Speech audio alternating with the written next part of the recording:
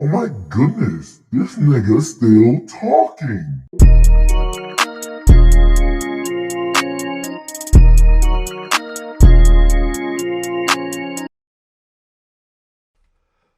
Welcome to the Just Talking podcast. My name is Doc Na. I have guests today. You. Hey, yeah. Who else? Who else? Yes, sir. Yes, sir. This is Hersh. Yeah, it was good, man. Yep. Just in case you guys couldn't tell by their voices, you know we got Nij here. That's big dog, big teller. Big teller. All right, we got Johnny. Hey, my the bad. kid. What's good with y'all, bro? I hope y'all blessed right now. And we got Hersh. Hershey Patel. Yes, sir.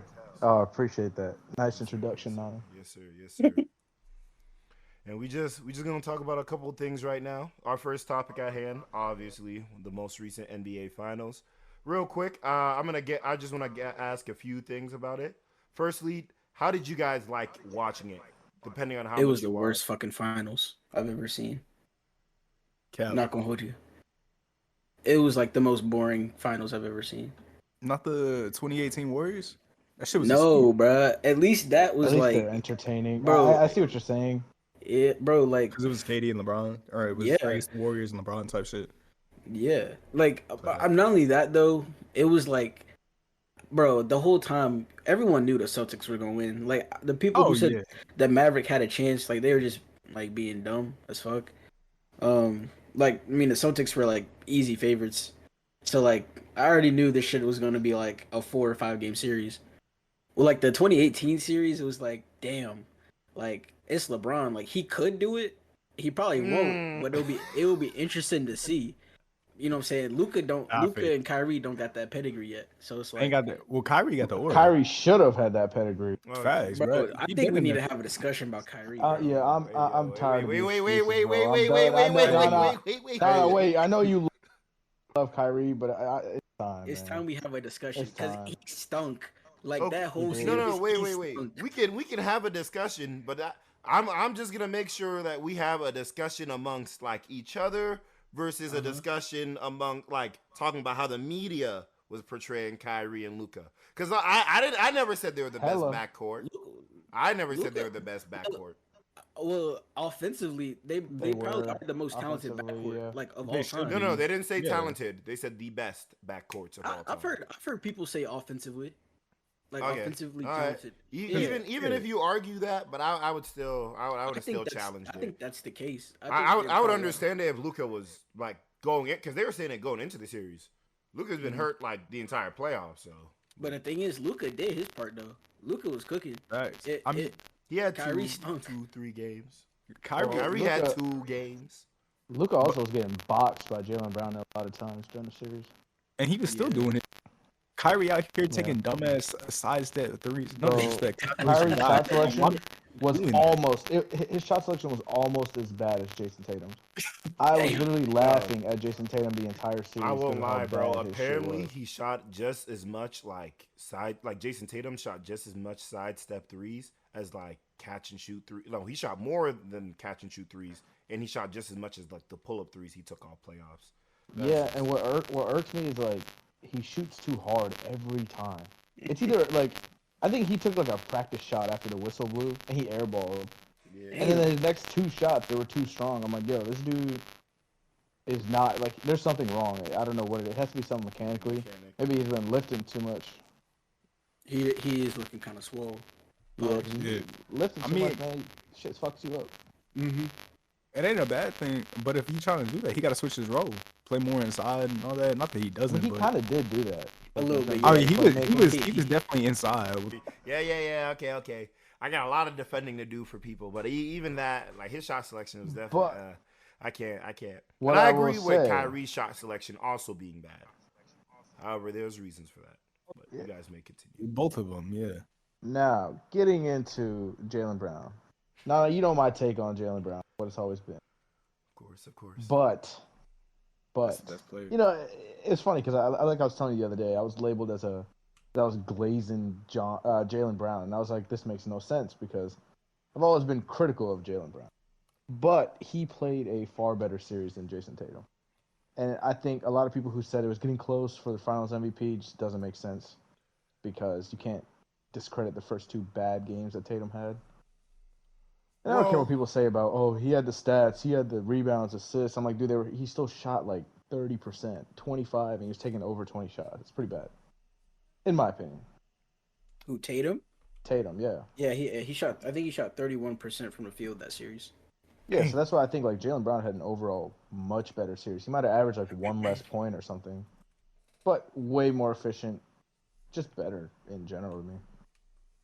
I feel like too, if I can just like drop my little piece. I feel like too. I heard that Jason Tatum was really trying to push for that Finals MVP. Yeah, kind of like some was. reports. So he was doing whatever the fuck he could to like try and do some shit. But I'm just trying. Nah, bro, the last like 5 minutes of that game, man, he took like 6 straight shots. You could tell he definitely wanted it. Because he knew the game was done. So it was like at this point, let me just try and get mine. Yo. That's how I feel. Yeah. Okay. Yeah. It's like I can respect it, but I don't know. And all the shit he's doing now is just cringe. No, I think he did that shit on purpose. That shit was funny. Well, yeah, what do you do now? What? I don't know. Call me champ. Yo, call me champ. And then he posted the shit like, yeah, that guy was calling me champ all day or something. I was like, okay, bro. He's embracing it, and I think he's doing it on purpose because you see people clowning him. I think that's on purpose. No, they made a whole the whole time they're like, we better not see this Jason Tatum picture, and then they did it in AI just because he didn't do it. Talking about that was AI. Yeah, they made the Kobe joint in AI for Tatum. Like they made it so he had a green jacket and everything. No, I'm hip. He didn't like. Y'all just make the picture anyways now. That's crazy, Bro, you know how they gonna do. That's crazy. What the Laker fans have to do to hate is crazy. Speaking of Lakers, hey, wait! I didn't even get to defend my boys. Whoa. Man, there's no need to defend them, bro. Stop it. Bro, wait, your boys what are you doing when Drew Holiday is on? Kyrie? Nij? What are you doing when Drew Holiday is on? I'm not Kyrie. But that's what I'm saying. That's what I'm saying. He had to do that, and then he had Jason Tatum and Jaylen Brown swiping in from the wings. Yeah, he had Derek White coming in for the switch. Porzingis and Al Horford. Like, what do you want me to do? But I was told Kyrie was like the most gifted offensive player of all time. I swear. By who? Facts. By you. No, that's not what I said. That's not what I came into this series telling people that Kyrie was not the second best player in this series. If he was the best offensive talent ever, I didn't say he was a second. I didn't say he's a third. I literally said he wasn't even close. He wasn't even close to second best. Yeah. No, I know, but I'm saying because your argument, and that's why I said earlier, let's separate what those dumb media takes were, because what they were expecting was a Mavs blowout for some weird reason, even though the Celtics have been the top of damn near everything since the beginning of the season. They were just expecting a Mavs blowout. Nick, I don't think one person said it. Okay, maybe not a blowout. Maybe not a blowout, but they expect either way. They're expecting Mavs to win, and the amount of things to go right for the Mavs and wrong for the Celtics to expect that win is crazy to me. Even without Porzingis, I had the Celtics winning. But I feel like partially a lot of people just went off the notion that if the Timberwolves beat the Nuggets, and then the Mavericks beat the Timberwolves, then ultimately that they're probably the best team in the league because they beat the Nuggets. And I know a lot of people were saying. I agree. But I think too, because Nana and I were talking about it, but I think a lot of people just went into this shit regardless who comes out the West, they're winning the chip. So like people just ran with that regardless of what team. Yeah, almost like that. Because even if the Kings could have been in that bitch, and I guarantee you gonna have a lot of people out there saying the Kings gonna beat the Celtics just because. It's the underdog thing. People love to take the underdog. Everybody hate the Celtics because the Celtics good, bro. No one wants to see them win. I'm a hater. We talked about this shit earlier. I'm a Heat fan. I hate that shit, dude. I hate any part. Joe Mazzulla's bum ass too. I hate all of that. Hey, yo, he was answering some freak shit. He's my coach now. Hey yo. Fuck him. Hey yo. Yeah. Dude's a rich man's Darvin Ham, bro. I'm gonna die on that hill. Nah, bro. He sounds smarter, bro. He sounds smarter. Bro, Like he just chewed the damn gum. Nah, bro. I was listening to him speak recently, right? And he was asked a question. They said, if you were going to like lead a bank robbery, what role would you want? And he said he would be the planner and shit. He said he would find the personalities, get the niggas and the roles and everything. Bro, answered it like a true coach, bro. What? To rob a bank? Oh, yeah, no, he's trying to be the planner, like background. No. But then he also said, if not that, he would be the guy cracking the safe under the pressure. He said he's tough under pressure. So he either want to be Lester or somebody they just put in front of that bitch that's gonna get dropped off the map because they probably gonna be the first to die when that bitch blow off the wall. No cap. Nah, he the one making it blow. So I would assume that he knows how to get to a safe distance. Pause. What's he making blow? The safe. Oh, my fault. I heard that wrong. But either way. What? Okay, my fault. Hersh, what I fucking hate is the Celtics' entire offense just seemed like it was fucking ISO, yeah, kick to the end or kick to the corner, and it was true, and nobody can tell me any different because it was Al Horford in the corner, and it was drive, and there was a lot of times where Jason Tatum would drive, and he would look confused, and he'd just kick it out to like an open Derek White or something. So I'm not gonna sit here and credit fucking Joe Mazzulla for something that people got on Budenholzer for the Bucks. He did the same shit, where he would just let them fucking ISO it up, and it just wouldn't work. And he got a lot of shit for it. So why am I not giving the same kind of thing to Joe Mazzulla, or why are people not doing that? So I agree. I don't think Joe Mazzulla is a like top 7 coach. Top 15. I would have to start going through coaches because Billy Donovan isn't like that. Like once I start really naming coaches, or I'm gonna have to check Chris Finch's card, brother. Because if you're gonna let Rudy Gobert get that switch on Luka every damn time, we have a problem. If you don't scram that nigga into or switch him on to like just a corner 3 and live with that, rather than Luka dancing on him up there, where JJ Redick called the play before it happened. Like the moment the timeout happened, he was like, "What they're gonna do is they're gonna switch Luka on to Rudy." Mm-hmm. No, I'm not. That's why I'm like, I'm not just gonna give it to 15. There's a lot of mid coaches or coaches that just don't care about their jobs. Yeah, I think that's a big fact. Yeah, they're just there for the money. Shout out Monty Williams. But hey, we're gonna get to that too. But I gotta call out. Hey, yo, shout out the Celtics. My team. Get 1-5 games. It's not your team. Hey, bro. Shut up, nigga. You're a Mavs fan. Real nigga. Bro, wow, wherever I'm Kyrie is your team. What? Nah, stop. What are we doing? I can be a Kyrie fan. I was rooting for. I can show you text messages where I told somebody that even if the Mavs get to the final, the Celtics are smacking them, and I want the Celtics to win. I'm pretty sure I've told Johnny that. I told Johnny before when I the Mavs say got that, to the finals. What up? When I say it about LeBron, it's not true. I'm a LeBron fan, but I'm a Heat fan. Yeah, I agree. You're a LeBron fan and you're a Heat fan. What are we talking about? But you slip like LeBron. You're right. I'm watching the greatest player of all time in my generation. And I say I love the Hezzy tweeting God. Like, what do you want me to say? Yeah, but my guy's never choked like that. I mean, he did choke in 2010, but he still had more than Kyrie. Okay. But I can admit it. He also had more around him. But hey. Some Jordan Gamble fans, you know what I'm saying? Jordan Gamble. But that's a different podcast, bro. Jesus. All right, man. I told you I'm a hater, bro. Nothing to do with it. He's just hating 102 at this point, man.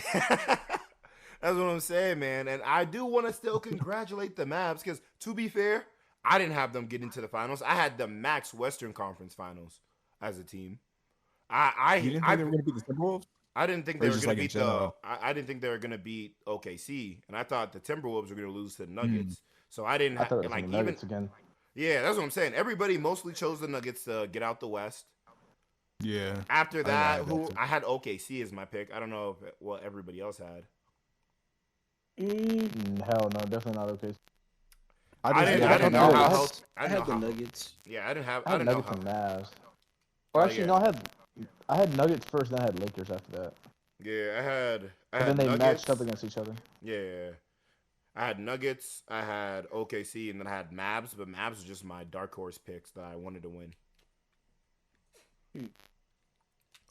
I wanted the Mavs to win, obviously, but Kyrie just had to be ass. So. No, I wanted the Mavs to win the West, not like I had the Celtics winning everything.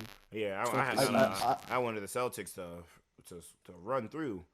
Show them true domination, and then Porzingis got hurt, and then we couldn't really go crazy. Oh yeah, I forgot about this injury. I do think the Lakers would have matched up good to every team in the West, except the Nuggets. Yeah, I agree with that as well. I just didn't. So because of that, I didn't have them beating the Nuggets. So I was like, "There's no way they're getting out the West unless I didn't have the Timberwolves beating the Nuggets." So I didn't think that was gonna happen. I didn't think Cat was gonna be either that good or that healthy. Those are both of my concerns. Cat, and they could have beat the Mavs if Cat was good. Honestly, like consistently good. I think like the Lakers, they were winning every game. It was so sad to think about now. Like against the Nuggets, like every game they had like a fucking lead, and they just crumble. It's like they go crazy, and then that one little 4-minute stretch in the third quarter is just fucking over for them. Shout out Jamal Murray, man. Yeah, I mean, he the Laker killer. Shout out him, dude. He the Laker killer, bro. It's crazy. But hey, now we can do that Laker transition, Nij. I got you. You got it. Hey, man. That's just a terrible fucking signing. Terrible. Honestly, though. Wait, you not even going to introduce it? Bro. I thought you wanted the whole transition. I know y'all. Okay, my fault. I know y'all saw JJ Redick to the Lakers. I don't know the details of the deal. 4-year deal. 4 years? Yeah, it's about to be a 4-year deal. I'm trying to go into it again. I mean, I feel like everyone saw this kind of coming, but yeah, even Rashad McCants.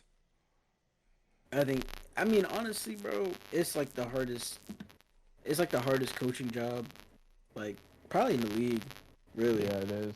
Cause like not hard in the sense, but more so just like most pressure. Media like scrutiny too. Yeah, like it's probably easy. You really don't have to do shit, but you're gonna be the first one to catch blame. Like you gotta do shit, and it's evident from Darvin Ham not doing shit. He stayed five for a few years. Yeah, but Darvin Ham had like a 3 or 4 year. I'm pretty sure it was 4-year contract as well. So they ended his early. I think for the past like 8 years, the Lakers have ended contracts within the first 2 years. Frank Vogel was also within the first 2 years. After the second year. Yeah, I was gonna say they let a good coach go. Yeah, they should have kept him. I mean, he didn't do shit on the Suns, but that's a lot on KD and Beal. Yeah, I don't know if the reports of KD and the Suns laughing at him when he was trying to like draw up plays and whatever. But if that's true, that's crazy. Laughing at KD is funny. No, they were laughing at Frank Vogel. KD and all of them were laughing at Frank Vogel. That's deep, man. But see, that kind of, because I was going to say this, that man ever reminds y'all of that dude Joe from Impractical Jokers and shit? But I swear they twins. He does look so like I can see the joking aspect, because if they laughing at him, he just telling jokes and shit. That's all. That's all I had to say. I ain't never seen Impractical Jokers. So I don't know who I got you, bro. I'm about to pull it up. I forgot where I was yesterday, but they were playing it. No, I wasn't. I was at Planet Fitness. It wasn't yesterday. It was like a few days ago. Cause that bitch better get the ridiculousness treatment. That shit better be rerun the hell out of everything. I feel like I always see it though. I never watched it. Let me see. You definitely know he does. Oh yeah, he does kind of look like him. You know what I'm saying? Hey, that's twin. That's twin. I wouldn't take him serious neither. But he's a good coach. Yeah. He is a good Yeah, coach. no, I don't know why they fired him. They should. Oh, I mean, Told you, bro. It's the hardest pressure job. I gave JJ Redick like, bro, I But give him 2 years. I don't you think say he's this. gonna do that bad though. I don't. I think he's gonna be solid. But he doesn't even have experience. Yeah, But, my like, issue what- is but, how's like- he gonna get taken seriously, and then Exactly, like he. Well- yeah. All right, Other so thing so would there's be- two things on that. Yeah, okay, go ahead. Well, people always say experience, but in coaching, like, how many times has that worked out? Like, you had like Steve Kerr had never been a coach. Now I know the whole thing with it was the Warriors, but like Steve Kerr had never been a coach. He was successful. Fucking Doc Rivers had been through so many teams. He's never going anywhere anymore.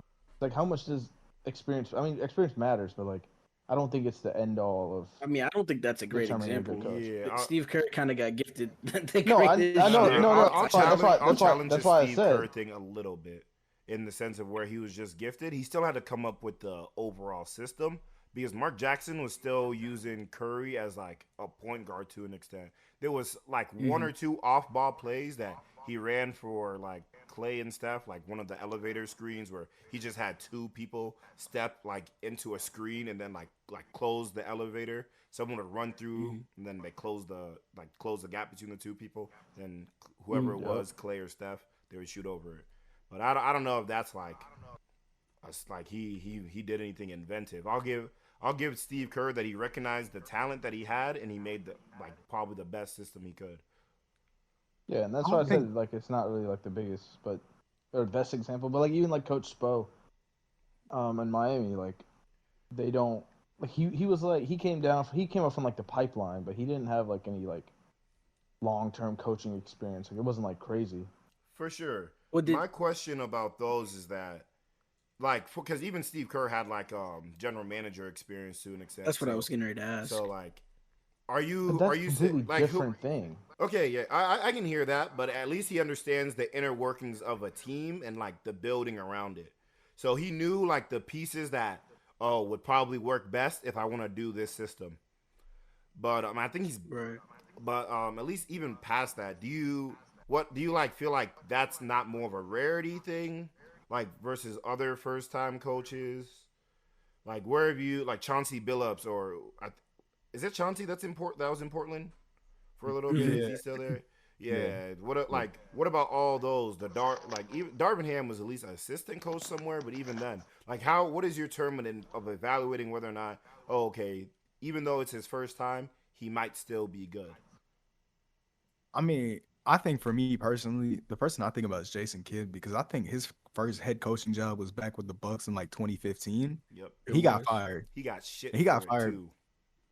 Exactly. But look at him now. People praise him as like a good coach. But and I don't know if he's the head coach, right? Yeah, he was assistant on the Lakers run to the finals. Well, I'm not saying that like experience in this. I'm just saying like your first time you get fired, and then your next time where you're at the head coaching, you make it to the damn finals, and people saying you a good ass coach. So like I feel like it's really just comes down to if your first year is successful, people just gonna label you as a successful coach regardless of how that should be going. Because like Chauncey, I'm sure people are probably saying like he's a decent coach because they didn't do the best, but it's what are you really gonna do with that roster?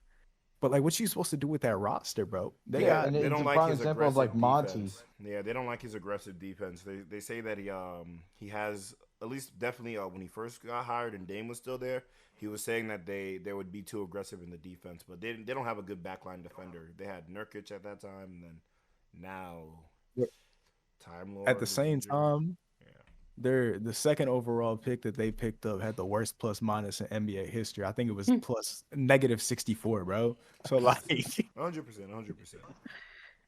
Nah, bro, watch Scoop about to have a crazy year too, though. Yeah, I feel like he had like a Trae Young-esque season, but like Wemby was just Wemby and Chet were just way far ahead. Yeah, yeah, that is true. You can't do much with that because he started the moment he got his goggles, his percentages started going a lot higher. What, they went to 5 to like 15? Yeah, I think so actually.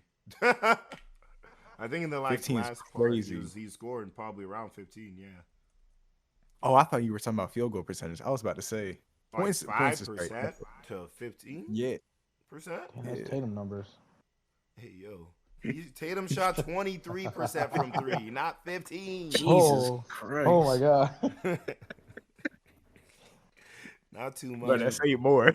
I will say, Yeah, at least back if we are gonna a little bit backtrack. I didn't give you the push on it that I was about to initially, Hersh, but I do think it was somewhat close. Just because I will say the most of the attention of the defense was definitely on Tatum first and Brown second, like to the point where that's true. That is so true. it's like if Brown is getting cleaner looks, he's like the argument is he better convert them, and he still had a few bad games.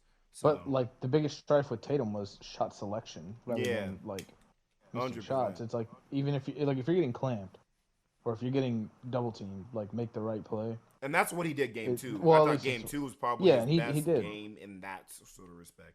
But in the other ones, he kind of I felt like he heard what's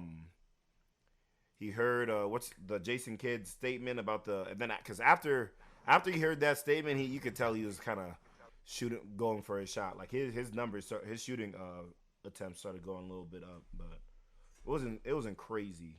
Like I think game 3 he almost shot them out the game though. Get in the fourth quarter. Yep. For sure. But he had a bunch of turnovers too. Yeah. Thank God he's on the super team. Hey. Back to JJ Redick. So, all right. But for me, I mean, I don't know if JJ my fault. Nij, you got it. No, go ahead. All right, my fault. But I don't think if JJ Redick, okay, I don't think he was a good fit for the Lakers. Just because I don't know unless they get a whole like new team in a sense, like around AD and LeBron, I don't know what he's about to do. Like, am I expecting the Warriors type thing where Steve Kerr flipped them? Nah, the West is a little bit too competitive, and they don't really have like the wiggle room. You can put people want to play with the Lakers, people want to play with LeBron, and I'm gonna push back a little bit now because it's like. It's kind of like a catch-22 with the Lakers. You can get the fame and praise, like you'd be the Austin Reeves or the Alex Caruso. And it's like one of my Owen was saying, like, oh yeah, they love the white boys over there on the low. But like, Danny Green misses a shot. It's a whole bunch of death threats. He's not finna like. It makes people not want to go to the Lakers because it's like every little thing you get scrutinized for. Who's the guy that was on the Lakers and then he went to the Kings and now he's like 6th man of the year, like Malik Monk. Malik Monk. Yeah, people were not happy. He was bad on the Warriors too, and Warriors fans was like, "Oh yeah, we told you, Laker fans." But then he started turning up once he's like, "No, Malik Monk was good on the Lakers." He was Lakers solid. He was solid. He was up and down. How many shots are you gonna get in the game with? When you have Westbrook, LeBron, and AD, 100%. But I'm saying I'm going off with like how the fan base coming off the bench. But you can't trust the Laker fan base. They go every way. No, exactly. 10 times a day. Exactly. And but the faker, my fault, faker. But Laker fan, the Laker fan base is part of like, in my opinion, the reason why they're running through the coaches so much because they feel so much pressure to try and be good or be great or like live up to the quote unquote Laker name. But it's like to an extent. Yeah, that's basically to an extent though, bro. I feel like.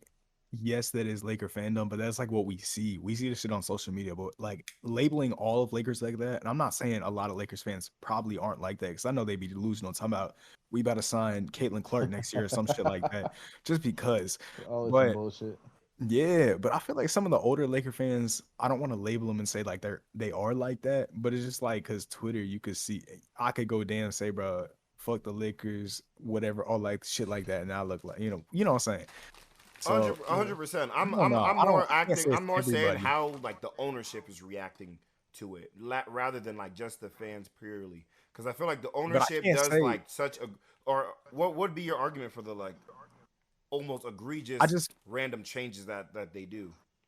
I guess then. Well, so take Darvin Ham for example. Like everybody, like even outside of Lakers fans, like everybody knew just from watching. That Darvin Ham was not fit to be that coach. Like, at least in terms of, like, Frank Vogel, like, people look back on it, they're like, okay, that was a mistake. Maybe we shouldn't have done it. Maybe we should have done it. It's like 50-50, whatever split. But Darvin Ham, dude, it's just bad. Like, there's, like, no excuse for some of the stuff he's been doing. Like, in terms of rotations and having Rui Hachimura in the game for 5+ minutes and just getting absolutely torched by Jokic, like there's adjustments you can make. Like even if you're gonna get cooked, like put Jackson Hayes in, he'll give you some height.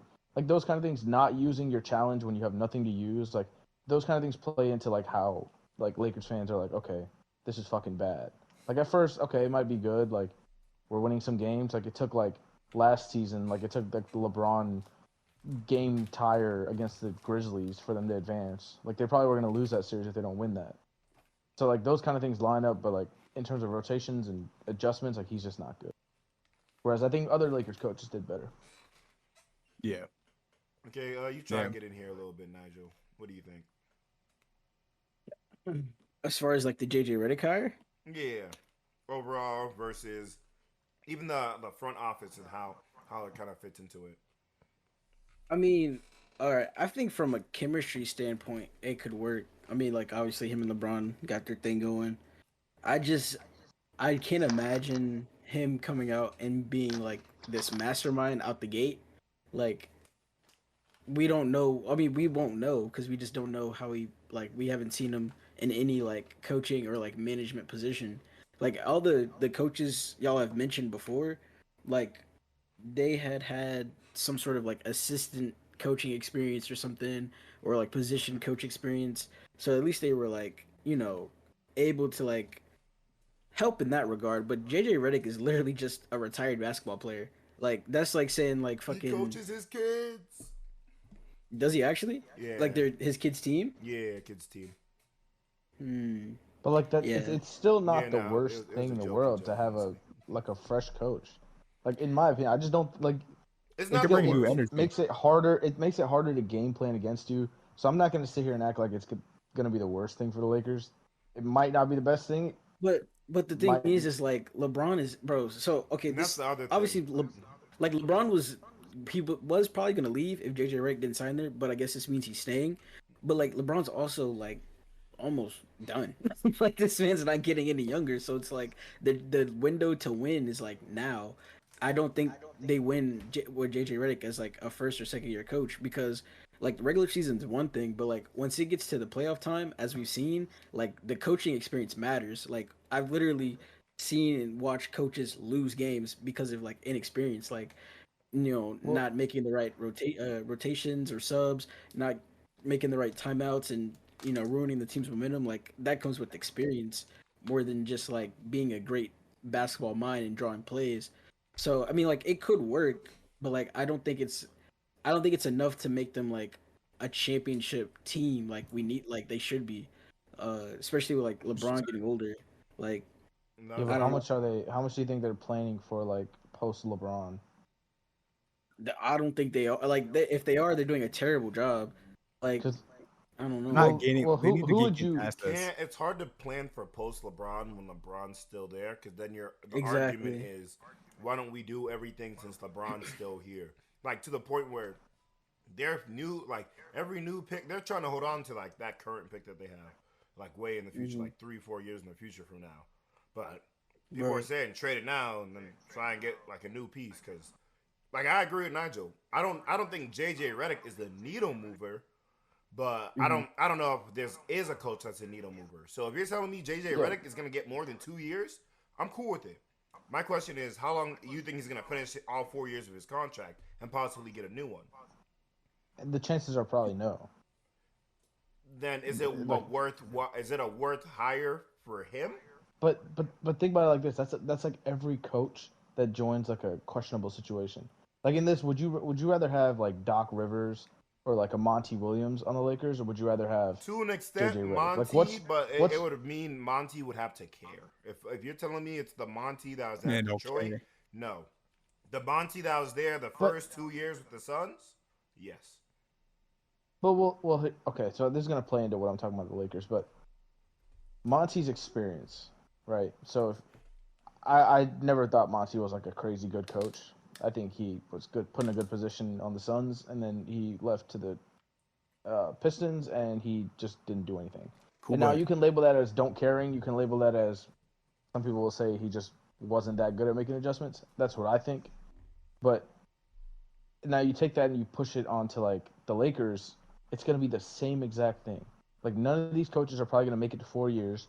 You don't have any, like, there's only a few coaches that can do that, and that's like Spo, Popovich, who's a Thunder coach. Oh yeah, the Thunder coach. Yeah, I can't pronounce his name, but Billy Donovan too. No, with the Bulls. No, definitely not Billy Donovan. He been lasted way more. He's been there for like 5-6 years. He's saying like capable coaches that he thinks that would help the Lakers. Like even okay. Even like someone like Thibodeau, like if you look at him, you're like, okay, the Knicks are actually pretty good. But if they have one bad season next year, people are going to turn on them. It's not like Popovich where you can have a bad year.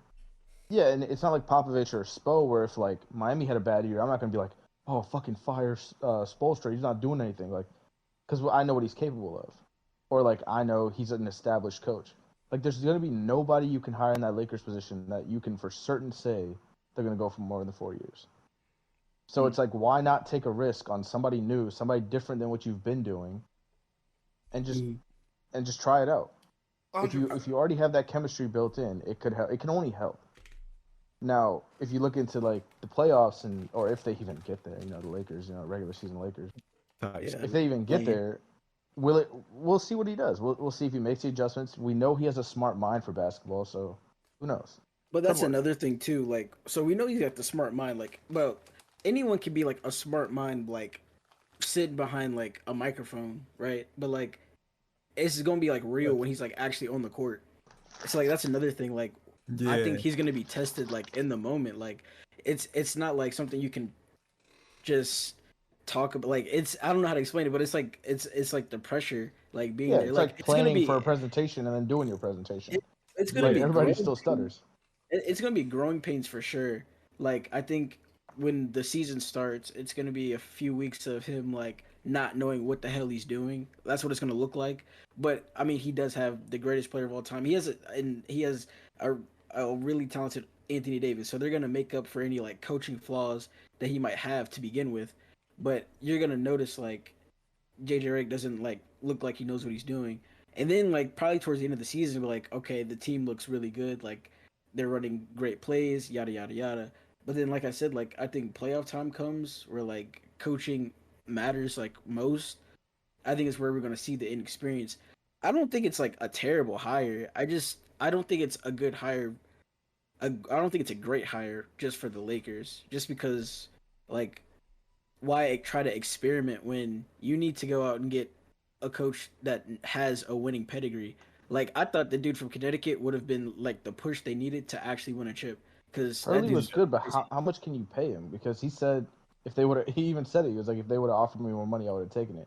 And also his wife. That's like, the thing, how much are you going to invest in like paying a coach? So see, because that's the thing though. Like no one wants to play there. Give him a top 3. He would have been landed at the 6th highest at most. It was either 6th or 7th highest. And then you also got to keep in mind what he's leaving for that. And then you also got to keep in mind the price of being in LA versus being in Connecticut, because it was only $8 million more than the already done deal he had with Connecticut.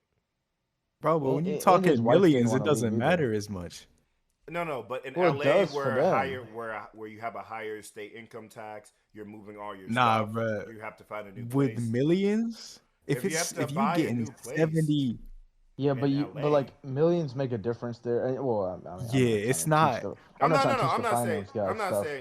saying it's like, oh yeah, super crazy. But like, in order to sway someone, that's the point. You're trying to sway him from Connecticut. No, he has a won 2 championships. You're 100% right. Yeah, but you're right, because you still have to maintain a lifestyle. And as much as people don't want to hear that, your cars and your houses and stuff still have to be paid at a certain amount. So it's like you were in the millions, but like it's because they're already an established millionaire. Like something like $4 million plays a huge role in you. Like now when we get into like the billions, that's where it can be like, okay, it doesn't really matter as much. Like LeBron could take like a $50 million pay cut, won't affect him.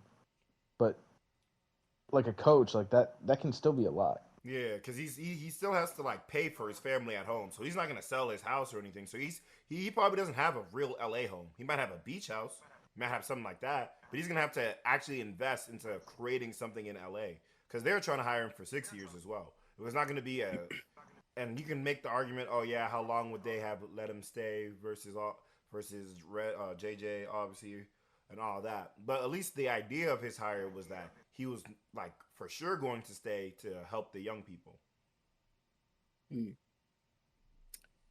I don't. I just don't think. I think he just turned it down just because it's the Lakers. I feel like had it been like any other honestly any other team, for the most part, if they pay him like that, I don't think he turns it down. Like who would turn that down? He turned it down because it's like the worst coaching job to have in the league right now. Honestly, but I don't know because if it's like if you're going from NCAA to NBA and you want to go to the NBA, like if you express interest, I think it doesn't really matter as much to them. Yeah, like, I know the Lakers is like a hard spot. Like the Lakers coaching would hurt his resume as much as it would hurt JJ Redick, who's a first-time coach. That would be my argument. Well, no, I think it's worse for Hurley if things went wrong. No, it would hurt for sure. But are you telling? I feel like he would be like a Doc Rivers, where he could do wrong, but other places are gonna be like, we're gonna pick you up. Versus if JJ Redick does wrong, that's true. I don't know if other places are gonna be like, yeah, we'll still try you. Well, yeah, he'd have to take the route of like becoming like an assistant and then developing his experience if it went wrong. Yeah, JJ. So I get what you're saying on that. I think this is gonna be his only time. Oh, my bad. Keep going. No, go ahead. No, I was just gonna say I think this is the only time gonna be a head coach. If it does go well, then probably continue. But if it doesn't, then yeah, like y'all said, like go assistant. Honestly, this might be crazy, but maybe even like a lead scout or some shit like that. I don't know if that could be a line, but then you wouldn't want to do that. Train his basketball mind. I know that's crazy because where bro's at right now, and then where he will be at. Like, but you know what I'm saying. I mean, I guess only time will tell. Like, we'll be able to see a lot from like just this first season, like what kind of coach he'll be. But like I said, like, because like okay, so even if, which I'm assuming he will, LeBron returns, like, where does the team go from there? Because like their future, they're not really set for the future. So then now you're gonna have, but then now JJ Redick's gonna be stuck in purgatory with a mid-ass team.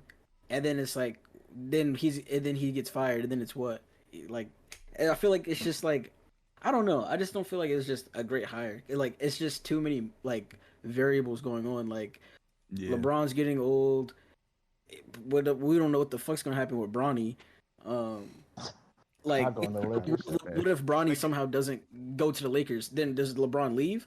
So like. No, LeBron already said he's not leaving. He's not doing that. Yeah, he's not doing the stuff where he's leaving. Yeah. But I'll say this, at least to close this part out, I would like, at least because Hersh's point and your point, Nigel, are pretty similar. But I think where it kind of gets like edged out is like, I guess, the perspective. If you're looking from the Lakers' perspective, that you can't get any worse. So just give him a try. But if you're looking at it from like JJ Redick's perspective, or like even other like coaches' perspective, couldn't you do a slightly better job?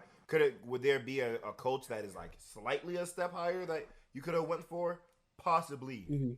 I guess the point is it worth putting in more effort than now that you already have LeBron and LeBron is vouching for him, and it doesn't seem like AD is opposing to it. Yeah, AD's not gonna oppose anything LeBron fucking favors. Yeah. That's fair. Can I add one thing before we close on this point? The only thing I think is, as long as LeBron's on the Lakers and as long as they have the podcast, unless JJ Redick does some crazy Monty Williams shit where you win 14 games out of an 82 game season, like if they were like average at best, he's gonna have a job until LeBron retires or until that podcast ends or both. JJ will be good as long as he's average, I think. Yeah, but I mean but we're not diehard Lakers fans. The problem is where the diehard Laker fans come in and want his head because like they say, well, in our mind we should be a 1 or 2 seed. Why are we a playing team again? So I mean, like from our perspective, like 41-41 sounds cool, but like from a Lakers fan perspective, they'll be like, well, damn, this is what we were with Darvin Ham. So what was the fucking point? So I don't know. That's why I think it's a bad they were also the first seed with Frank Vogel the year that they won the championship in the bubble. they were the first seed.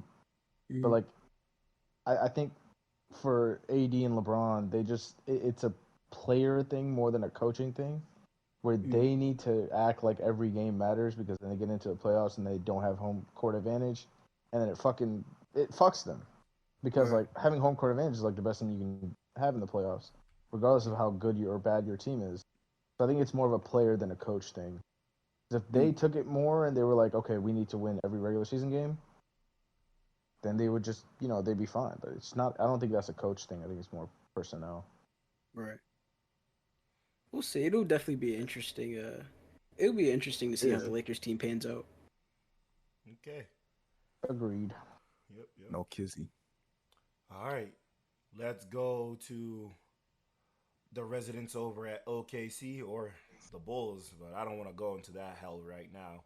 OKC Thunder traded Josh Giddey to the Chicago Bulls in exchange for a guard, Alex Caruso, a person familiar with the deal told the Associated Press on Thursday, as well as Woj bombs and some Sean bombs. It does seem to be a straight-up swap, although some more details may come out in the future.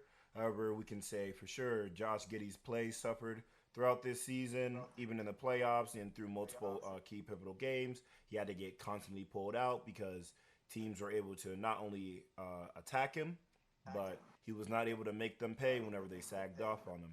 Neither when he was in the paint, because he shot terribly in the paint, nor at three. He averaged 12.3 points, 6.4 rebounds, 4.8 assists, with 47% shooting this season, which were down from the previous season. Now, to be fair to him, his points could be down with the addition of Chat.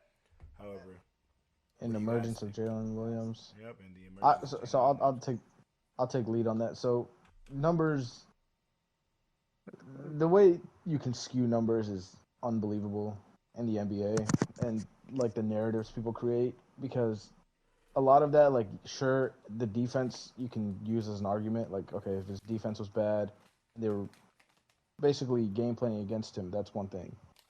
But the numbers, like emergence of Jalen Williams, J-Dub. Hey. Emergence of Chet. Both Jalen Williams. Yeah, both, right? J-A-Y and J-A-L, right? Both of them. So emergence of that, emergence of Chet, Shea taking almost 22 to 23 shots per game, or it's something like close to 20, which is a lot. I feel like the guy who was previously like the secondary ball handler, like, you don't get that many opportunities. So I don't really like how they phrased that, or I don't really like how they, like, I don't want to say gave up on him, because it is who we got to think about who we're talking about here. I should. I don't know. I don't really agree too much with the trade. With the Bulls, I don't understand. Like, I mean, not the Bulls, the Thunder. It's like, how many games are you going to get of Caruso? Wait, so you think it was a bad trade from the Thunder's end? No, I just think it was an okay trade. Like, Thunder end, it was good, but like at the same time, like, how many games are you going to get from Caruso? If they're both on the last year of their deals. If I guess you can say it from the perspective if Caruso leaves, what if he resigns? Do you still think not Caruso leaving, just Caruso being hurt? He has been like injury prone.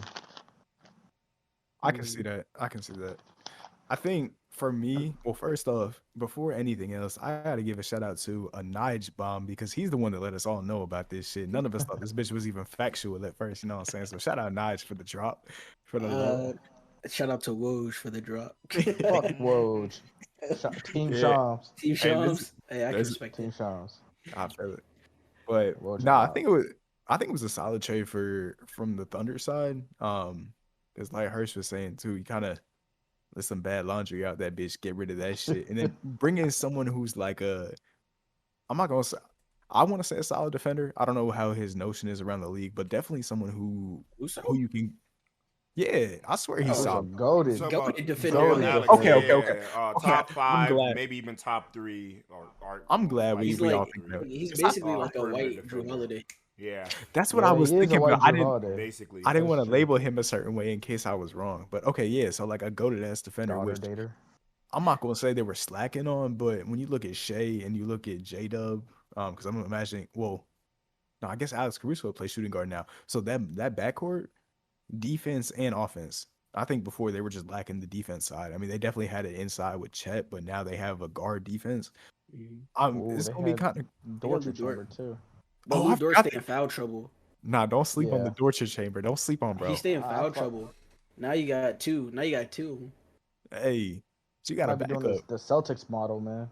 Because I was going to say, I could see a Western Conference final easily out of that team. I will say Alex Caruso played 71 games this year and 67 games last year, Hersh. He could do 81 this year. Oh, maybe I was mistaken then. Previous years, 2021, he did get injured with Lonzo, so 41 games, 58 with the Lakers, but that was the weird seasons, and then 64 that bubble season, 25, and then 37 those first 2 years with the Lakers. So earlier on in his career, but that could also been playing time. That makes sense. Yeah, playing time.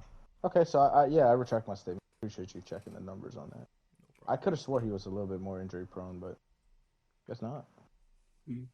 I feel like I thought that too, so I can see where you're coming from, bro. I remember the first season. I just wasn't sure the last two, but I was tapped into the Bulls that first season because they were looking like early Lob City, like in the preseason. They were looking good, dude.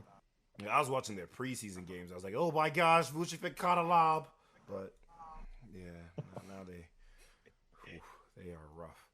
But if we're looking at it from the Bulls side, what do you guys think? Could they have gotten more? Did they get their guy? What do you think? No. They needed picks. I think the Bulls, honestly, bro, I don't know what the Bulls just got to blow everything up. Well, they're shopping Levine right now.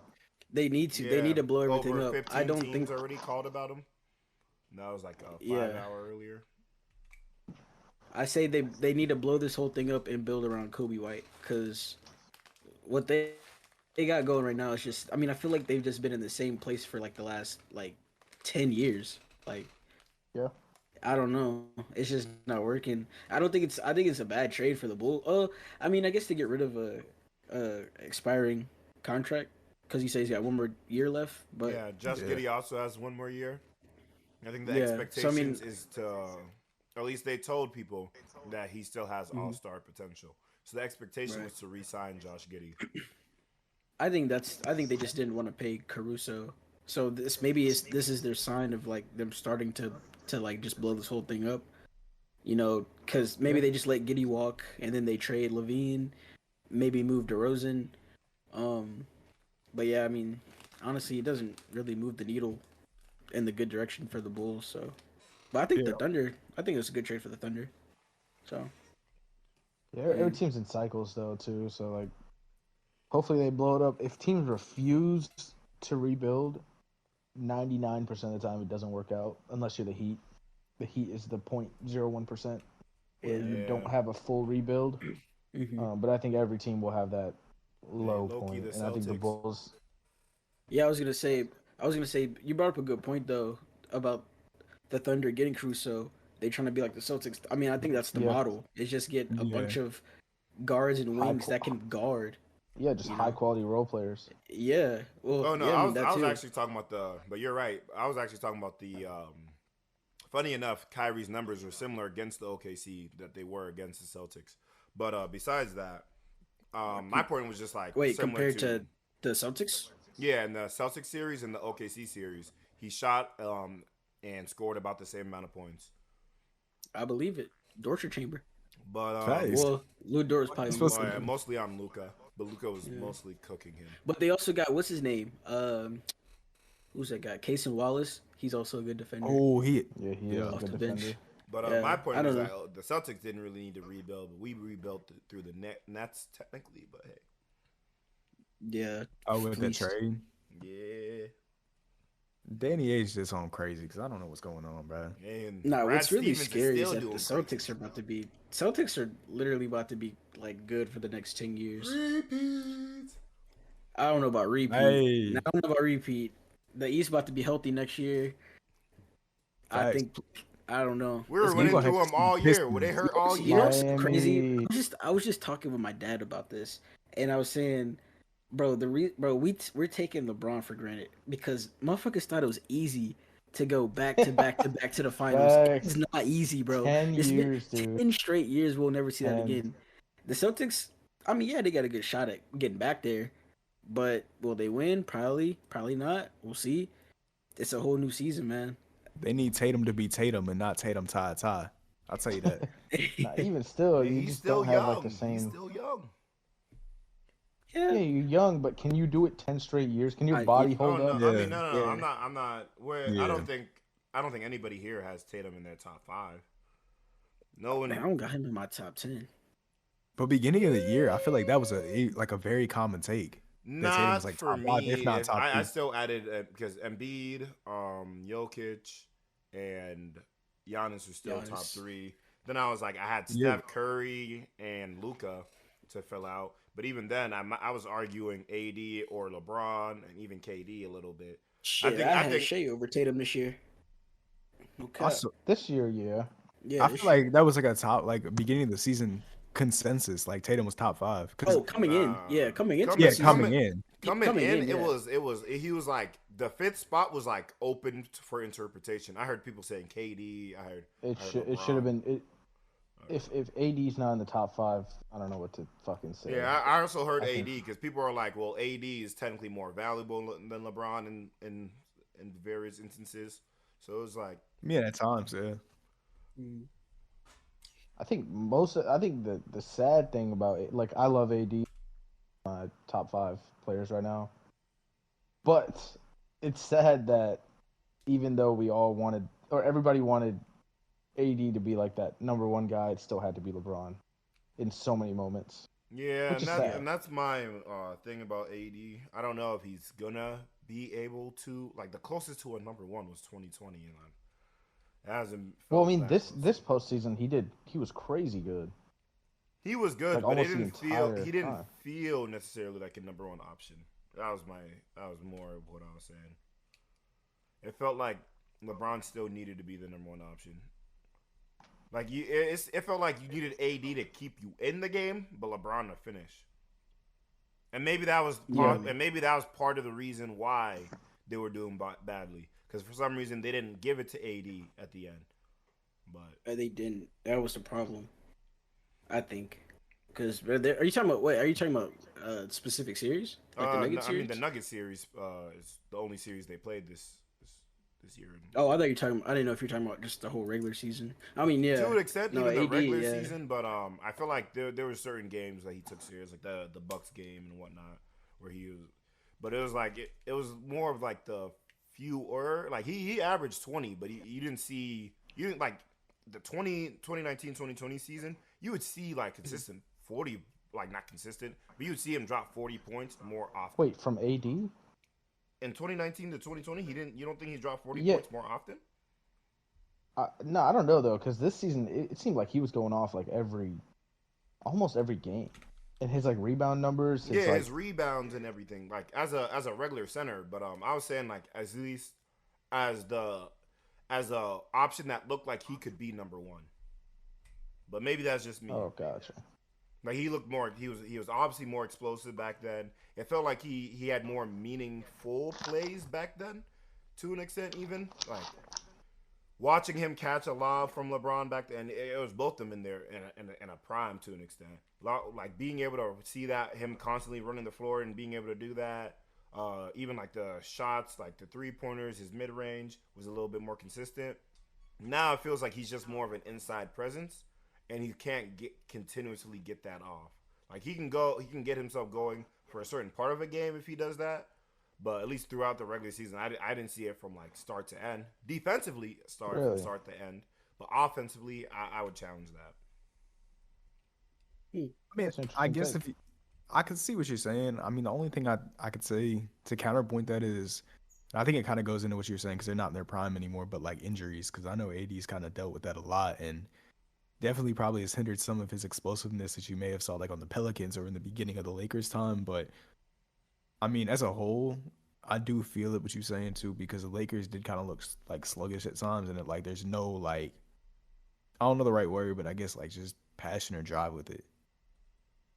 So yeah. A lot of that too is D'Lo.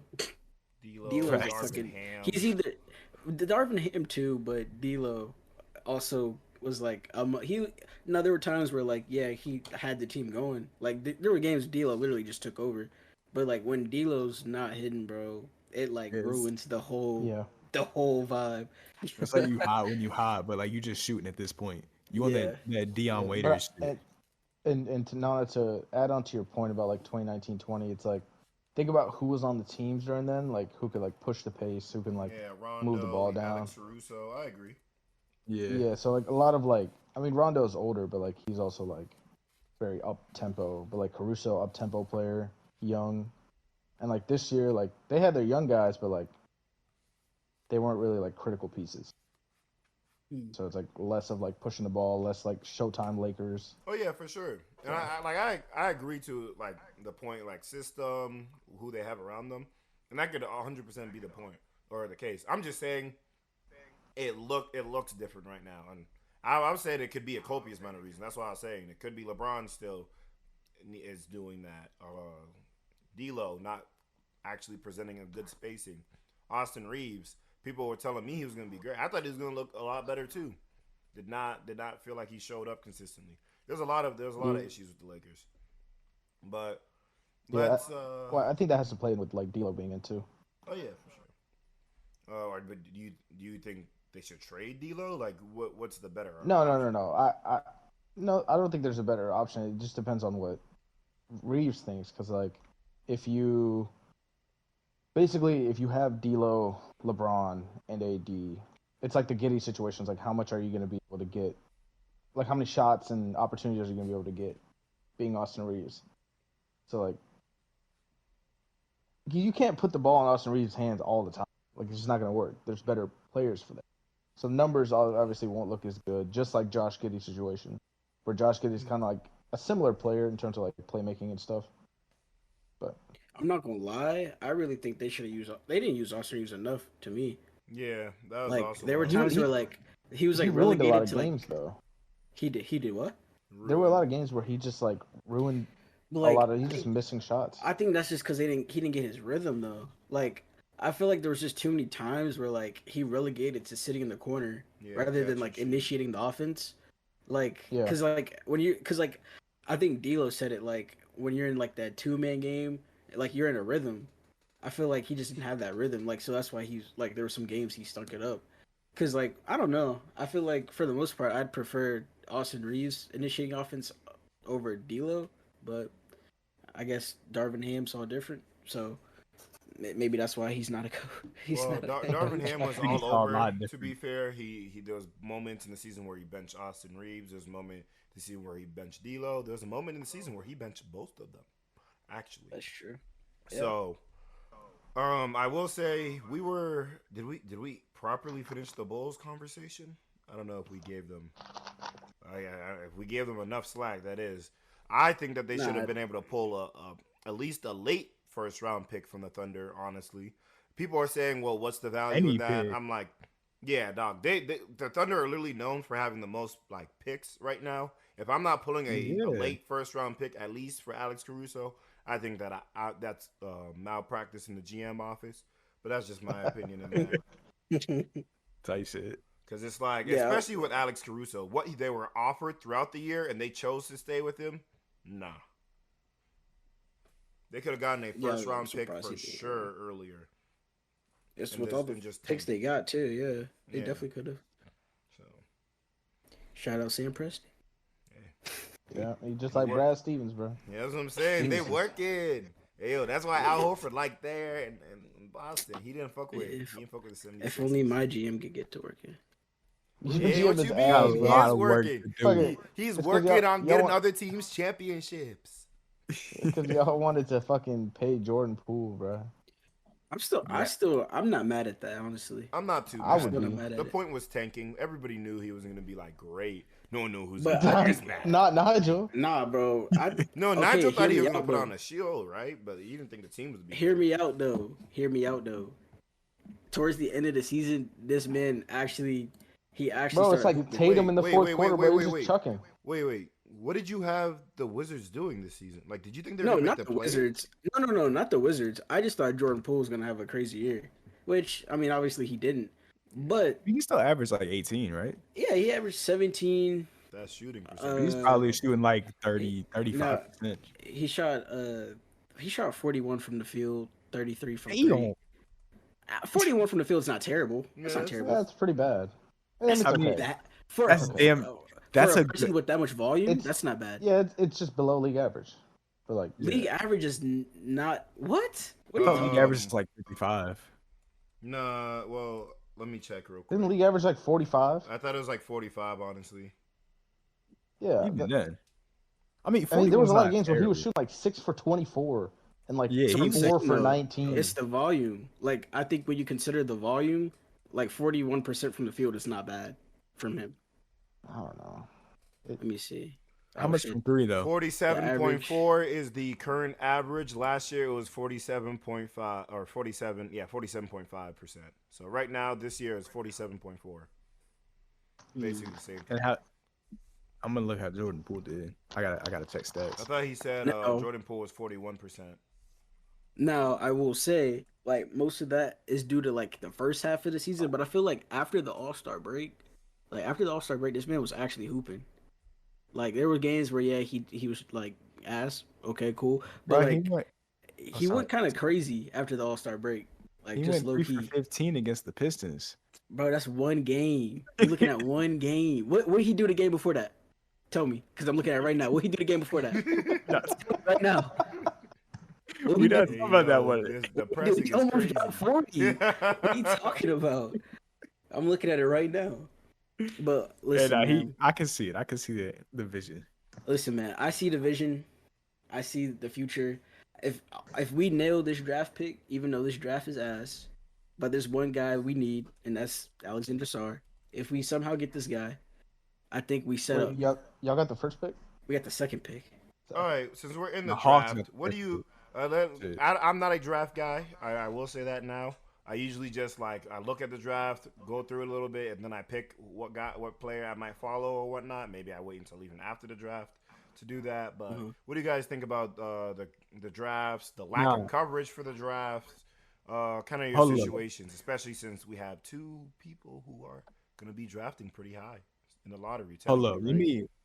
I just don't think there's a lot of hype because they're not like high level prospects. I mean, there are high level prospects, obviously.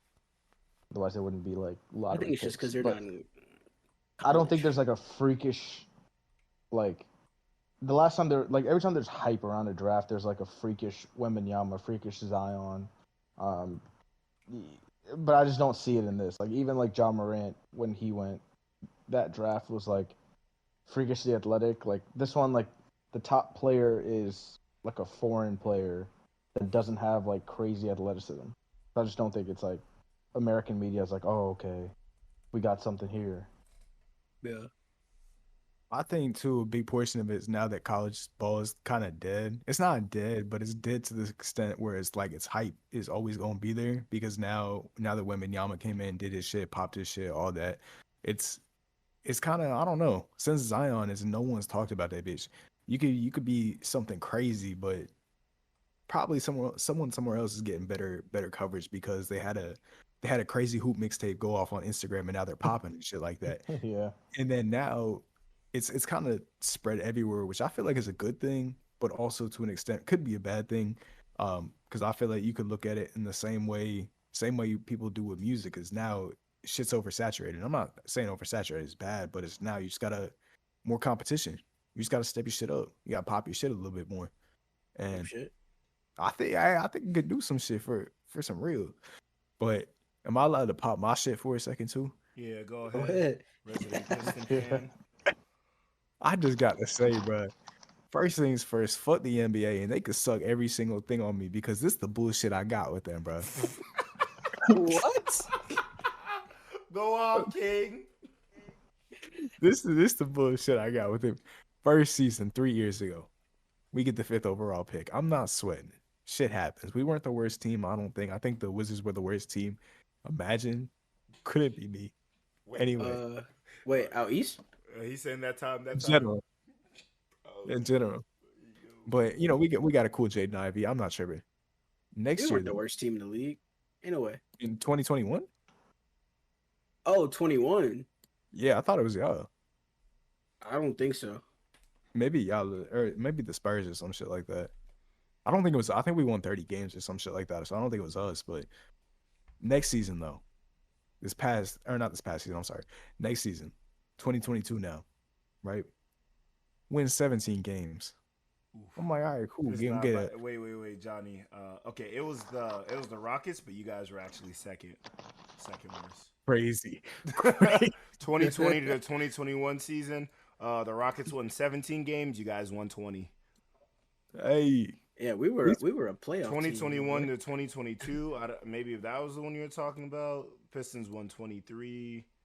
Type Rockets shit. won 20. Yeah, so it was that one. Yeah. That was the one I was talking about. So, all right, we won a cool 23 games. So we weren't the worst in the league. Damn, all right. I'm just my fault. Didn't mean to interrupt the salute. No, you good. Nah, you good because actually I appreciate that. So like we didn't have the odds to get the best overall pick, so I'm not tripping over the fifth overall pick. We get Jaden Ivey, solid, right? Next year we win 17 games. I'm like, cool, because I know who's coming out this bitch. I know it's Wembanyama, but no, because Popovich want to have the fucking knowledge that he did with Tim Duncan. Adam Silver pulled up there, rigged that bitch. You know what I'm talking about? Now we got the 5th overall pick because no one wants to come to Detroit. We got a SAR. I'm not tripping. We win 14 games this year. I'm praying for something, bro. I'm praying for at least a blessing. Alexander SAR looks solid. I want Alex SAR. He's not falling below 2. Oh yeah, I can tell you that right now. No, I know. He's saying he wanted a top 2 pick. Oh, I see. Yeah, no, that's tough. I mean, this draft's not really. That's what makes it worse, bro. 3 years in a row, 5th overall pick. Fuck do we got to do? Yeah. Do we have to win 0? I'm looking at a mock draft. It has y'all taking Matas Buzelis. I don't know if that's how you say it. Bro, he gonna be another Henry Ellenson. That's crazy. I don't know if that's gonna happen, but his pro comp is Lamar Odom, if that means anything. Oh man, bro, he gonna be he gonna be out the league with a Kardashian in 5 years. Oh, but I mean, I don't think the Pistons are that. I mean, the talent's there. I don't think they're that far off from being like a decent team. They're trying to trade people. They're trying to like. I'm not gonna say they're trying to redo everything, but they definitely want to like make some moves. And I think they're trying to either get rid of Jalen Duren, Jaden Ivey, or Asar. Like, you gotta keep Duren, dude. If you guys get rid of Duren, that'd be the stupidest mistake ever. It depends. If they get keep that if core. they draft a center, then I wouldn't hate it. Like if they draft, the point is to move up and get one of the 2 centers at the top. I can see it then. Yeah, but how much do you trust that person turning out more than Duren's trajectory? Because Duren's trajectory right now is pretty good. Nah, at the end of last season, he went down. He kind of. I guess the argument is that I guess Sar especially, his potential is so much higher that you can argue that the floor should be around Jalen Duren level, so it wouldn't be that much of a hit. But I just don't know if Jalen Duren and Jalen Ivey are. But they're different. They got different play styles. Yeah, Duren's like a center. I think Sar is like a. Well, Sar, he's listed as a center, but he kind of plays like a wing. Like, I don't know. But is he a spacer? I thought he was. Nah, let me see. I don't really know too much about him. I've seen like a little bit. Let me see. So it says his pro comp is Evan Mobley. Yeah. So like, it's like that he has the ability to space. So at least that's the point, to give Cade more space and the rest of the team, because they also have Asar Thompson, and they're not trading him, but he's not a shooter right now. We don't know if he's gonna do. He's on the block too, bro. He's in rumors. I mean, he's probably the most like besides Cade. If I'm another team, I would prefer Asar over like almost anyone else you guys have. Oh, yeah, I agree. I think he should be a core piece. I think they should try to keep him. I've just seen a lot of people are saying out of like the 3, it's going to be one of those 3. And of course, I think a lot of people say Marcus Sasser too, because nobody really fuck with him. But I think he could be. He's been pretty good for y'all. He's been pretty good for y'all late. I fuck with him, but I don't know. A lot of people shit on him. Pistons fans, like, when we got the ass, bro, they see the ass through the ass. So like with Killian, glad he's gone. Needed him out the way. But I think with Sasser, people started to turn on him a little bit. But I think he could be solid off the bench, a little come in. Yeah, I thought he did pretty good for y'all this season. Yeah, bro. He did a lot of times. Hey, if anyone listening to this bitch, you don't fuck with Sasser, bro, you got beef with me. I'll tell you what, pull up. It's on site, because that's my guy. So I'll get you a water afterwards too. He's a nice guy. Type shit. Shit, My the bad. draft I ain't is even actually- still a lot of time. Draft is actually what, next week? Yeah, no, and there's been that's my issue. No coverage, basically on the draft. At least not on the main media shows. I feel like, especially during the gap of the finals, they would at least like talk about the draft. Typically, I understand that there is no like hype around this draft. It's not one of the greatest drafts, or it doesn't have the greatest prospects since LeBron, or nothing like that. But I feel as though, like, to an extent, it should be a duty of the media, especially like the basketball media, to at least try to introduce the fans to like the next things. Because I feel like that's possibly what's been missing in the media, like the lost like art of like the storytelling, or like even trying with people, or diamond in the rough. Yep. Yeah, I mean, they don't even care about the diamonds in the rough. They can't even like market the top 5 people. It feels like. Yeah. They usually pick like maybe 2 or 3. Wasn't this how the 2020 draft was though? I mean, granted, there was a whole nother situation going on in the world at that time, so it's a little different. I remember hearing about the potential of who the Warriors drafted. They ended up giving to y'all, Jonathan, Kuminga? Or not Kuminga? Wasn't that 2021? It was Wiseman. Wait, I'm thinking about the Cade draft. No, 2020. No, 2020 was the year. 2020 was LaMelo year. Yeah, they talked about that was the Wiseman. Edwards, because Anthony Edwards, yeah, that one was a big one. But whatever one Cade was drafted, the person I heard them talk about more than Cade was I heard some Evan Mobley, Jalen Green, Jalen Green. But that's what I'm saying. They at least gave that. They basically talked about the top 3. Like, they didn't even do that for this year. I don't even remember. They haven't talked about Sarr. I don't know who. They talked about Mobley. No, Mobley was pretty big coming out. Yeah, I agree. That's what I said. I agree with Mobley. I'm saying this year that I haven't heard anything. I've heard Sarr through like me and Johnny was talking about him in the way beginning of the year, and then like I didn't even know I thought Sarr was gonna be number 1. Now it's Donovan Clingan. I've never heard of this nigga. Donovan Clingan. Hey, no, he's valid. No, I'm not saying he's not. I just don't know who he is. Yeah. Hey, Duke or some shit. He was at Connecticut. He won the NCAA championship this year. And no one knows it. That's what I'm saying. Yeah, he got cooked. What to do? He got cooked by Evie too. It's crazy. Hey man. Yeah, there's really no hype surrounding like college basketball anymore. Yeah. Like, I only watch because I'm an Iowa fan, so I watch. But like, other than that, there's nothing. I was more entertained in the women's one than the men's one this year. Big facts. I think that's another piece of it too, because now that WNBA has like the coverage it now has, I mean, that's the main topic. Not the main topic, but a more common side topic.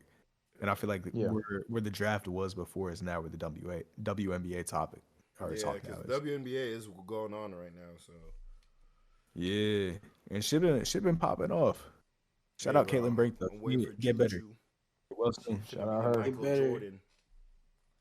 Shooting tortoise. Juju about to be the GOAT, bro.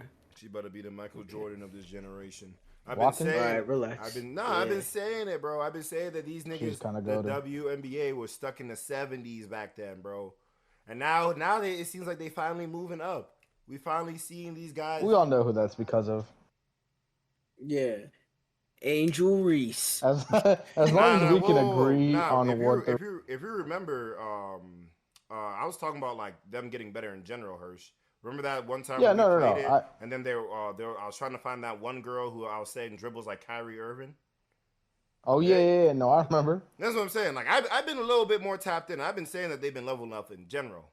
Now the Caitlin Clark, Angel Reese situation, that's its own thing. Shout out Chris, because he been tapped in forever. For sure. Yeah. Yeah, he has. He don't take any disrespect either. He'll like, if somebody shits on the WNBA, he'll fucking fire off on them. Hey, shout out my dog Chris, bro. I hope you good if you're out there listening right now. Yeah, for real. Many blessings to you, Chris. No cap. Shout out Chris. Shout out Chris. Yeah, we all love you, man. All right. Well, just for a quick closing, because we are basically out of time. Yeah. We bet, yeah, the Lakers conversations and then the double back into the Lakers conversation, that was, but hey, that's just talking for you, you know. Hey, we just be talking. That is just talking. But just a quick take. How did you guys? I'm gonna go one by one. We're gonna start with Nigel, Johnny, then Hersh this time because I feel like Hersh usually started. Then I'll go last like usual. But how did you guys like the show yesterday that Kendrick did, the pop out show? I thought that shit, bro. That was the kill shot. Okay. That ass. Kill shot, bro. That was the kill shot. Like, bro, he was actually he was already dead. He just wanted to make sure he was dead. Like, actually, You checking bro, the pulse. it was like because it was just that ass. Like, this man tried to disrespect like the West Coast like culture, and then what did this man Kendrick do? This man showed the West Coast culture, and like, bro, he even got people like who Drake probably considered like friends, bro. They was all popping out. I know y'all saw SZA in the cut. SZA was out there, That bro. dude, bro. They Had zoomed in on what's SZA. Crit walking on stage, man. Shit was crazy, bro. Shit was crazy. It was a fun time. It was cool to watch that. All right, John. Yeah. I'm gonna have to echo that real quick, but I also gotta say it was crazy that Drake said in Family Matters, shout out my blank YG, and then Kendrick had YG at his concert doing what he had to do. But besides that, like I said So earlier, you know who really banged his set? Yeah, that's what it was. EB, and then YG, all that shit. But nah, I said it earlier before we started, but I felt like this is what the Super Bowl wanted to do. Granted, they did have parameters like time limit and shit like that, but the Super Bowl I feel like had to keep it PG. Yeah, PG to an extent. And this is what California should have had with that Super Bowl concert. And honestly, it's probably one of the best performances I've seen, and I can only imagine what it was like to be there in person because that shit was amazing. And then on top of that, I'm glad to see all of, because I'm not gonna lie, Kendrick kind of got me into the West Coast shit, so that's what I've been kind of listening to heavily recently after he dropped Not Like Us. So I've been in Shoreline Mafia like crazy. They coming back around too. Shout out that song Heat Stick. But like some old shit like HS87, that whole tape, that shit was insane. So it was cool to see a lot of the West Coast artists come up and like do they shit beforehand. I guess this dude Tommy the Clown was like very inspirational to a lot of West Coast shit. So that shit was, I guess, apparently cold. But shout out OGZ. Fuck with OGZ. Shout out OGZ. I fuck with OGZ. That's funny. All right. What'd you think, Hersh? I thought it was good. I those videos are crazy and hype. Now, Kill Shot, I don't know. I think the whole beef is over. I don't know if there's necessarily a Kill Shot now. I don't think it's over. I think it's just beginning. Type shit. I heard them talk about that. Because there's like, it's cool. He played that shit like 6 times. Six. That's like what I do in the car. I mean, I get it. I don't know. You know my take on Kendrick. No. Dude is goated. Oh. No, he's goated. Trust me. I just some rappers just do things for petty reasons, and this is probably one of them. I agree. But isn't that Drake's game though? I feel like Drake do the petty shit. He just beating him at his own game. What's the last petty thing Drake did? Post that Instagram caption 2 weeks ago. Yeah, that Instagram, and then he was dressed as Kendrick. He was all like, what was the movie he referenced? My fault, Naj, you got it. You know. Was this during the beef? This was right. This was already over. Beef. It was after he already deleted all his tracks off Instagram. Yeah. Are you talking about the caption where he's on the golf course? Yeah. That's all I'm about. I don't remember what it said. It was essentially a reference to a movie, and the movie synopsis read that it was basically about a struggling artist who was failing to meet the demands of his record label, and while he was trying to like keep up the demands, his family was falling apart. Pretty much. Damn. Yeah. See. And he also dressed the same way that Kendrick dressed in his Mr. Morale album photo shoot. Let me see if I can pull it up. Yeah, that is petty. Top 2 Kendrick album too. Don't sleep. Oh, all right, relax. Nah, man, that shit is insane, bro. I'm telling you. Mr. Morale is good, but top 2 is kind of crazy. I don't even think it's top 3 or 4. This one. Damn. Scroll down. Crazy. This post right here. It doesn't. I would have to log in. I don't know if it lets me log in with this old account. Bro, also, well, now I'm not doing that, bro. I just gotta put y'all on. Instagram kicked me out sloppy. That's about to be crazy. What? They kicked him off Instagram. sloppy blowjobs, but that is. Oh, offensive. I was like, what'd you say? Yeah, they kicked me off. Goats don't worry about one-trick ponies, and the movie was called One Trick Ponies. Huh. Yeah. I don't know. I just feel like Drake does that like a lot though. He's just always like little. I would say not friendly, but just like little jabs. Yeah. Little banter. Yeah. So I mean, I feel like that's just his game. Like he just be on a little petty shit. Yeah, salty. So yeah. So I mean, Kendrick doing it back because I mean he definitely played that shit 6 times on purpose.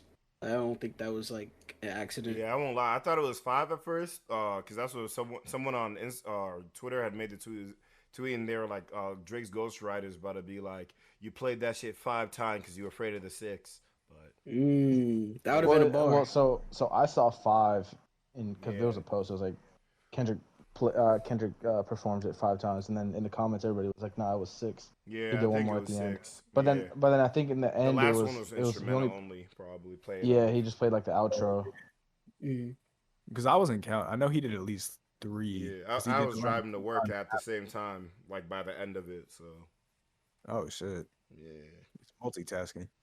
Had to. Hey, focus on the road. Focus on the road. I couldn't. He was going crazy.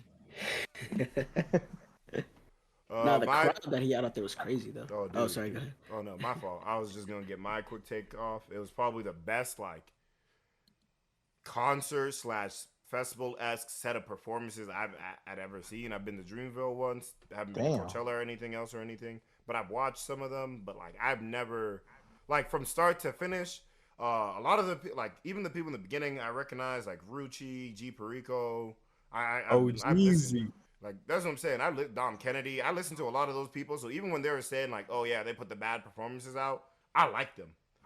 It was just like other people didn't know them yet, and that was part of the point. It was like trying to like get rappers that people don't know yet, like trying to up the new generation. Then like shout out to West Side Boogie. Like he had to go. He was like the out of place guy because there was no way that you were gonna tell me that people hadn't heard Silent Ride. People were even singing along. In that. Oh, that's such a fire song too. Yeah, and I was like, so it was kind of crazy the lack of people who like apparently didn't know him, but even the fact that he had to go on during that first set where it was just like it felt like almost nobodies. Obviously, Rayvon and all those, they're not nobodies, but it's like the earlier set is usually not the best, obviously. So I was just like, I was happy that Kendrick ended up like shouting him out at the end, like grabbing him, showing his face in the camera. It made people actually start going through his albums. We ended up cutting out that album episode, but in my opinion, I had his album over Kendrick's album that year as my favorite album that year. So for 23, no, was it? I think Forever Story came out that same year. Did it, Nigel? The More Black Superheroes. It was. Wait, what? Remember that podcast we did where I ended up deleting it because I messed up? It was the same day as the Cowboys Buccaneers game. Top albums. Maybe sure. Oh yeah. I'd put West Side Boogie's album More Black Superheroes ahead of for sure Kendrick's. But if Forever Story came out that same year, I had Forever Story first. I think that's. I'm sure. That was like 21 probably. Yeah, that was 21. I'm pretty sure 21, 22. Nah, that's 22. 22. It was 22. Okay, yeah. But so all in all, I loved it. But hey, those are just quick takes. Now we wait to see what, bro, because everyone's clowning, bro, because it's like the funny thing is like Kendrick can do some shit like that, but Drake, bro, if Drake were to try to do some shit like this, bro, it would be like he's not having. It'd be weekend. Like, bro, that's what I'm saying. Like, who the fuck he's gonna have? Baka. Baka not nice.